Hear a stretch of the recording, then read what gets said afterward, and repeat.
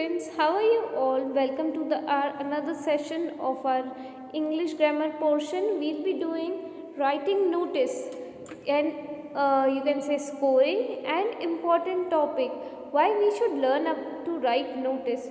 By the end of this video you will understand why notices are important and what are the uses of notice. Let's see. Notice plays an important role in school. Students look at that notice board for information about holidays, meeting, competition, annual celebration, trips, camps, examination results and so on. So here यहाँ पे आपके लिए क्या बात हो रही है, notice सिर्फ स्कूल में बता रहे, but if I would add more things, notice आप ऑफिसेज में भी देख सकते हो, नोटिस आप किसी कम्युनिटी हॉल के अंदर भी देख सकते हो, because there we are getting information about that particular place. जैसे स्कूल में तो आपको बता दिया कि कौन सी इंफॉर्मेशंस मिलती हैं, holidays, examination, competition and so on. अगर बाहर की बात करेंगे तो अगर इफ़ आई से ऑफिस के बारे में तो meetings, projects. If I say about community hall, so it would be like festival, some cultural meeting and etc. Now again there is a small definition about what is notice. What is notice writing? A notice is written or printed announcement. तो ये एक announcement भी हो सकती है या फिर written भी हो सकती है. Example, a notice for sale. यहाँ पे अपन एक notice अगर example लेते हैं sale का, let's see what is written. It is written in order to inform large number of people about something that happened or is about to happen. तो notice क्या है, ग्रुप ऑफ पीपल को एक information देने के लिए जो कि हो चुकी है या होने वाली है, इसलिए नोटिस बहुत इम्पॉर्टेंट होती है. It could be an upcoming event, competition, lost and found notice और just piece of information to be delivered to the targeted audience. Targeted audience means limited, again lots of people but to a limited group.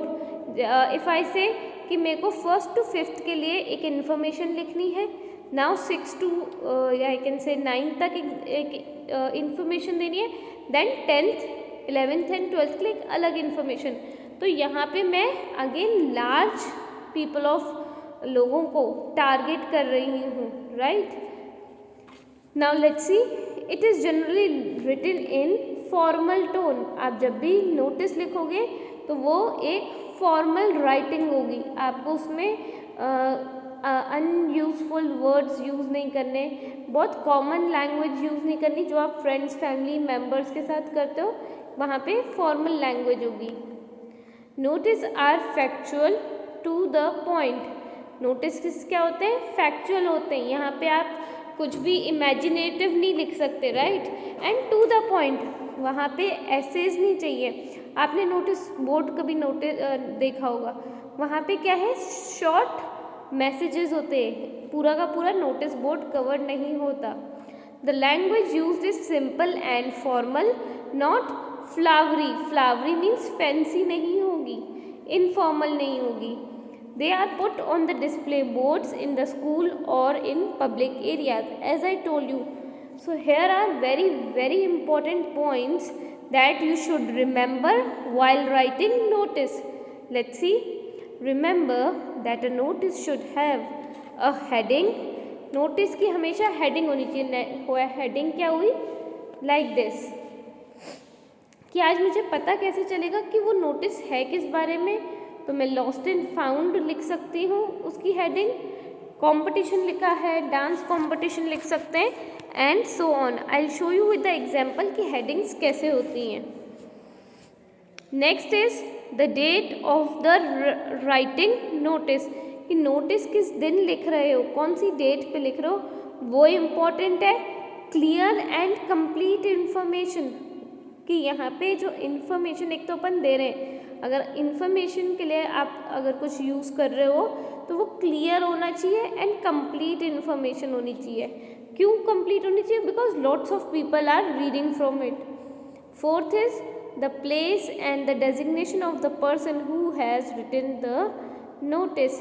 तो last में क्या आता है, name या फिर designation of a person जिसने notice लिखा है.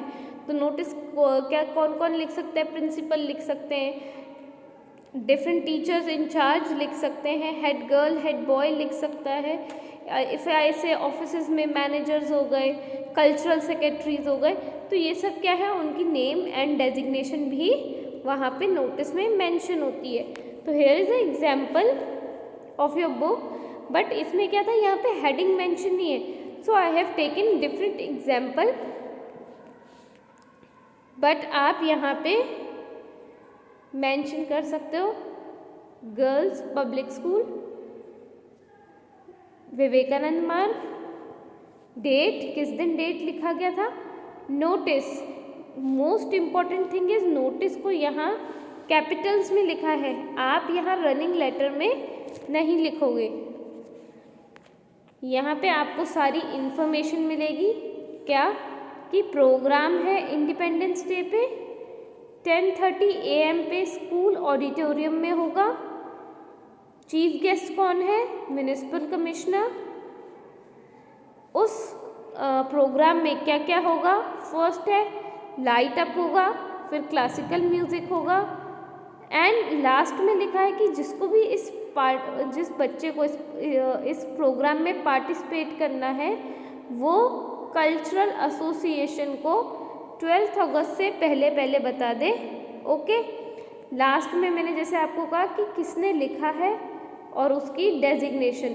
तो सारा शर्मा ने ये नोटिस लिखा है, एंड ये सारा शर्मा है कौन, she is secretary of cultural association.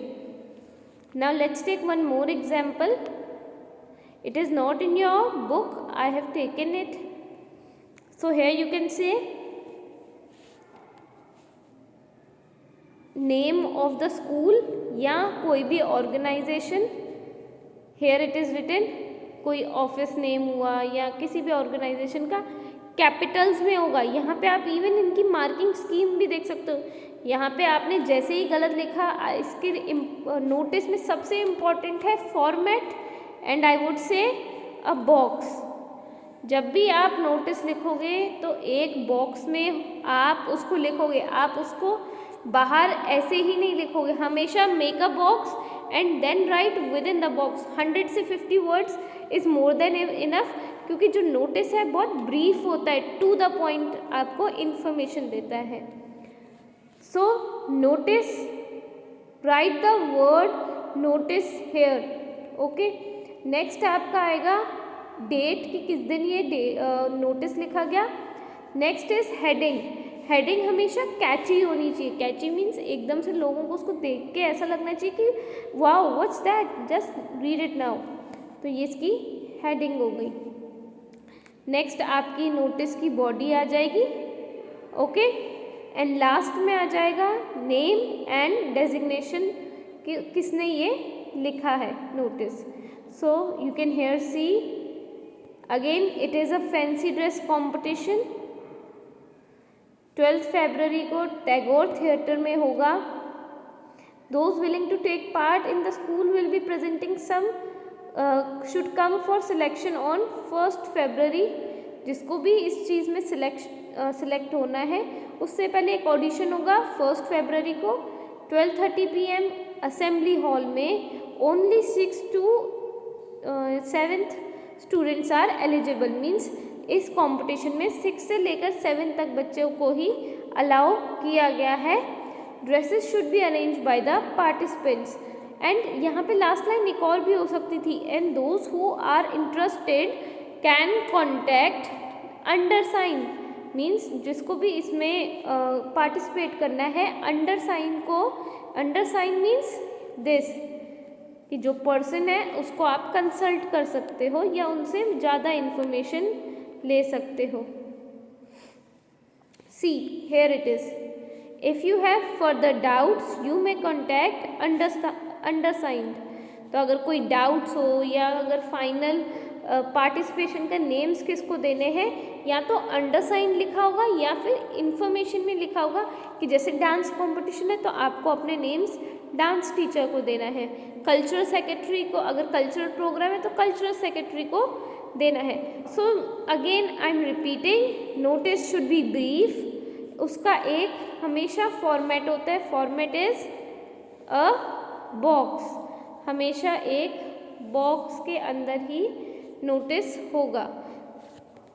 And again यहाँ पे आप इन सब के अलाइनमेंट्स देख सकते हो, सबके सब एक लाइन में लिखे हुए हैं, यहाँ पे कोई भी लाइन नहीं छोड़ेंगे, सबकी एक स्ट्रेट लाइन में, जब भी आप शुरू करो उसका बिल्कुल बॉक्स के कॉर्नर से स्टार्ट होना चाहिए।